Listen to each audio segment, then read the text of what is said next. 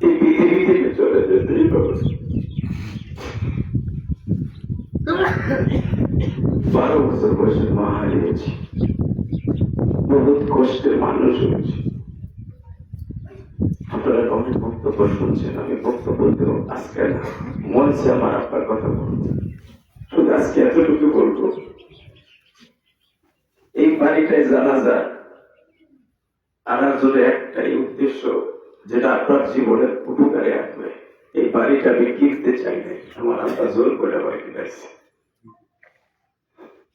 গত মঙ্গলবার আপনি যেখানে এইখানে দাঁড়ায় আমার আব্বা বলে, তোমার এই বাড়িতে আমি শুনতে পারবো না, এর আগে আমি চলে যাবো।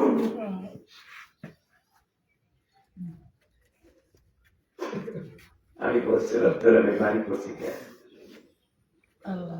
বলে এখান থেকে মানুষ করবো না, ছাত্ররা চলবে, মানুষ আসবে, এলাকার মানুষ বসবে, অনেকগুলো চেয়ার কিংবা এখানে বসবে, আর আমাদেরকে দোয়া করবো। মজাজ হাজিরিন, সারা জীবন আমি মা বাবার ওয়াজ করি, শুধু আপনাদের খেদমত একটা আরজ করতে চাই। আমার আব্বার প্রতি যদি আপনাদের কোনো কষ্ট ছিল, আমার আব্বা শিক্ষিত ছিলেন না, আপনারা জানেন। আপনাদের মতো সাধারণ একজন মানুষ, গ্রামের মানুষ, অত পাড়াগাঁয়ের মানুষ। আমার আব্বা আলেম না, বড় বড় শিক্ষিত না, কিন্তু আমাকে 2টা ভাই আলেম বানাইছে, 3টা ভাই আলেম বানাইছে। আমার আব্বা অনেক কষ্ট করে। শুধু আপনাদের খেদমত বলবো, যদি আমার আব্বাকে মনের অশান্তি একটু কোনোদিন ভালো লেগে থাকে, আল্লাহ আমার আব্বারে মাফ করে দিতেন আপনারা।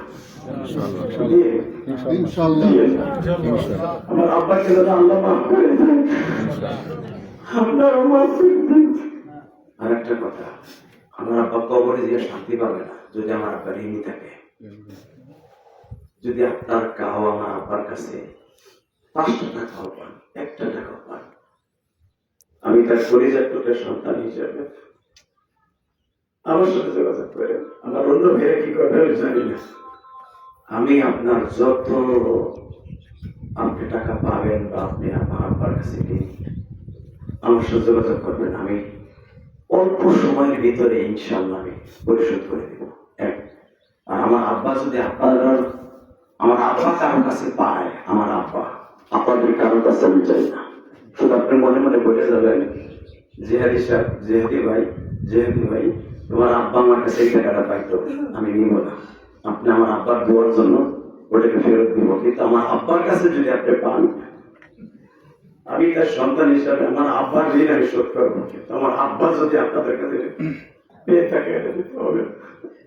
আল্লাহ আমি বড় সন্তান হিসেবে মাফ করে দিলাম আমার ভাইদের পক্ষ থেকে, তবু আমার আব্বার এখনো মাফ করে দিলাম। এখনই জানাজা শুরু হবে, একটু দেরি হয়ে গেছে, আপনারা মাইন্ড করেন না। ঢাকা থেকে কিছু মেহমান আসার কথা ছিল, জানি না এসে পাচ্ছে কিনা।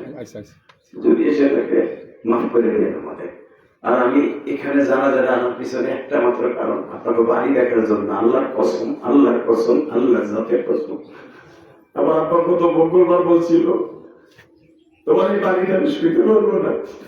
আমি জীবনের শেষ শোয়ানোটা আমার আব্বার শোয়াই দিলাম।